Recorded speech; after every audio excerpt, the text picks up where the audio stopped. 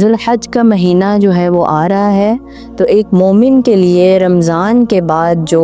افضل ترین جو دن ہے، ویسے تو رمضان کا مہینہ ہے نا جو پورے کا پورا جو ہے وہ افضل ہے، اس کے اندر جو عبادات کی جاتی ہیں اس کی بہت زیادہ اہمیت ہے، اور اس کی جو آخری 10 راتیں ہیں ان کی بہت زیادہ اہمیت ہے۔ تو اس کے بعد جو افضل ترین دن ہے وہ کون سے ہیں؟ ذوالحج کے جو پہلے 10 دن ہیں، ان کی بہت زیادہ فضیلت جو ہے وہ ہمیں قرآن سے بھی ملتی ہے، اور احادیث میں بھی ان دنوں کی فضیلت آئی ہے۔ ان دنوں کے اندر جو ہم اعمال کرتے ہیں ان کی بھی فضیلت آئی ہے، تو اس لیے اب جو 10 دن آ رہے ہیں ان کو ضائع مت کریں، اس کے اندر جتنے اچھے اعمال ہو سکتے ہیں وہ کر لیں، لیکن اس کے لیے ضروری ہے کہ ہمیں پتہ ہو کہ اس کی کتنی اہمیت ہے۔ تو قرآن میں اس کا ذکر جو آیا ہے ان 10 دنوں کا، جو پہلے 10 دن ہیں وہ کہاں پر ہے؟ سورۃ الفجر کی جو آیات ہیں ان کے اندر آیا ہے، پہلی جو آیات ہیں، جو دوسری آیت ہے اس کے اندر اس کا ذکر آیا ہے، وہ کیا ہے؟ بسم اللہ الرحمن الرحیم والفجر ولیال عشر۔ اب یہ جو 10 راتوں کا ذکر ہے نا، امام طبری رحمہ اللہ نے جو اس کا بتایا ہے دلائل کے ساتھ کہ اس سے مراد جو ہے یہ پہلی جو اس کی 10 راتیں ہیں، جو پہلے دن ہیں 10، ان کا ذکر جو ہے وہ اس کے اندر ہے، ولیال عشر، اس سے مراد یہ آیات ہے۔ اسی طرح اگر ہم احادیث کو دیکھیں تو احادیث کے اندر کیا ہے کہ نبی صلی اللہ علیہ وآلہ وسلم نے فرمایا افضل ایام الدنیا العشر یعنی ذی الحجہ، یعنی 10 ذی الحج، کہ دنیا کے جو بہترین دن ہیں وہ کون سے ہیں؟ یہ 10 دن، یعنی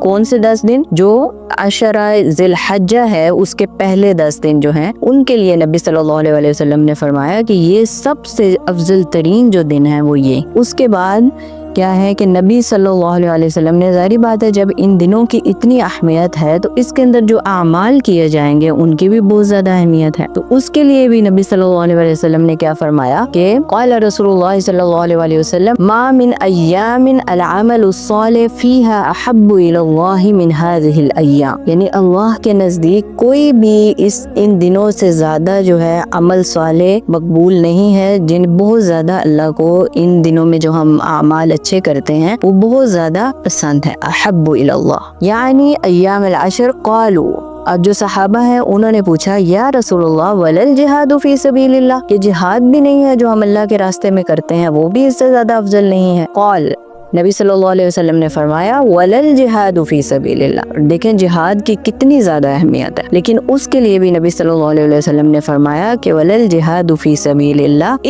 الا رجل خرج بنفسه وماله فلم يرجع من ذلك بشيء، سوائے اس انسان کے جو کہ اللہ کے راستے میں نکلا، اپنی جان مال سب کچھ لے کر وہ نکل گیا اور پھر کسی بھی چیز کے ساتھ جو ہے وہ واپس نہ آیا، تو اس صورت میں جو ہے جہاد جو ہے وہ افضل ہے۔ تو آپ کمپیریزن دیکھیں کہ کتنی افضل ترین چیز کے ساتھ اس حدیث کے اندر جو ہے وہ کمپیریزن کی جہاد کے ساتھ، جہاد فی سبیل اللہ، یعنی اپنے مال کے ساتھ بھی، اپنی جان کے ساتھ، ہر چیز کا اگر جب انسان اللہ کی راہ میں قربان کر دے، اس چیز کے ساتھ اس کا کمپیریزن کیا گیا، تو نبی صلی اللہ علیہ وسلم نے کہا کہ جہاد پھر اس صورت میں زیادہ افضل ہے، تو اس کا مطلب ہے کہ ان دنوں کی بہت زیادہ اہمیت ہے۔ پھر نبی صلی اللہ علیہ وسلم نے فرمایا کہ فَأَكْثِرُوا فِيهِنَّ مِنَ التَّهْلِيلِ وَالتَّكْبِيرِ وَالتَّحْمِيدِ، تو اب نبی صلی اللہ علیہ وسلم نے فرمایا کہ اس کے اندر زیادہ سے زیادہ کثرت سے تحلیل کسے کہتے ہیں؟ لا الہ الا اللہ والتکبیر اللہ اکبر والتحمید الحمدللہ،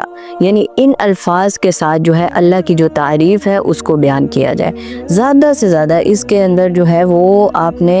مطلب جو مرد حضرات تھے، جو صحابہ تھے، ان کی لائف سے ہمیں یہی ملتا ہے کہ وہ اونچی آواز میں جیسے ہی چاند نظر آتا تھا، جیسے ہی عشرہ یہ شروع ہوتا تھا تو اس کے بعد وہ اونچی آواز میں تکبیرات کہنا شروع کر دیتے تھے، وہ گھر میں ہوتے تھے یا باہر جاتے تھے، وہ جو ہے وہ اونچی آواز میں تکبیرات جو ہے بڑھنا جو ہے وہ اونچی آواز میں شروع کرتے تھے، یعنی جیسے ہی باہر نکلنا ہے، یعنی وہ کوئی بھی ٹائم ایسا نہیں جانے دیتے تھے جس میں وہ یہ نہ پڑھیں۔ تو اس لیے جتنا ہو سکے اس میں جو اللہ کی جو حمد و ثنا ہے اس کو کیا جائے۔ پھر اسی طرح ایک حدیث میں آتا ہے کہ جو کوئی بھی قربانی کا ارادہ کرتا ہے تو اس کو کیا چاہیے کہ وہ اپنے جو ناخن اور جو بال ہیں ان کو نہ کٹوائے، جب وہ چاند دیکھ لے تو وہ پھر ان 10 دنوں میں اپنے ناخن اور بال جو ہیں وہ نہ کٹوائے، جب قربانی کا دن ہوگا اس دن جو ہے وہ پھر وہ کرنا ہے کہ आपने अपने बाल और नाखून है उनको काटना है। ये जो अमाल हैं वो हमें अहादीस से मिलते हैं कि जो कुर्बानी का इरादा रखता है। अब देखें ये हज का महीना है कि इसमें बहुत से लोग जो हैं वो काबतुल्लाह जो है उसका हज करेंगे। तो अब घर बैठे जो लोग नहीं जा सकते, जिनकी इस्तिताअत नहीं है हज करने की, तो वो घर बैठे इन अमाल के साथ जो है वो उनका दर्जा जो है वो उन जितना दर्जा जो है वो ले सकते हैं। अब इसलिए इस टाइम को जो इसके अंदर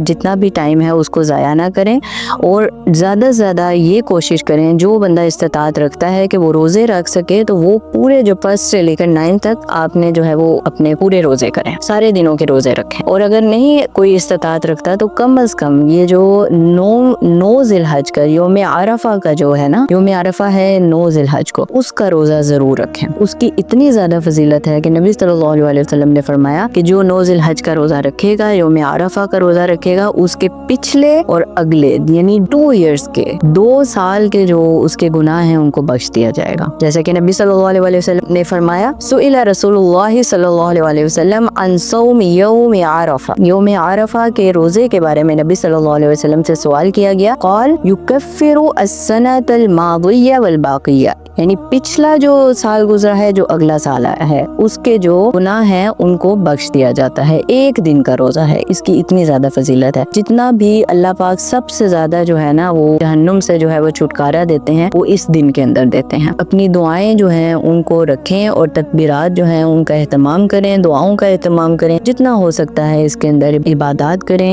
इन 10 दिनों को ज़ाया ना करें।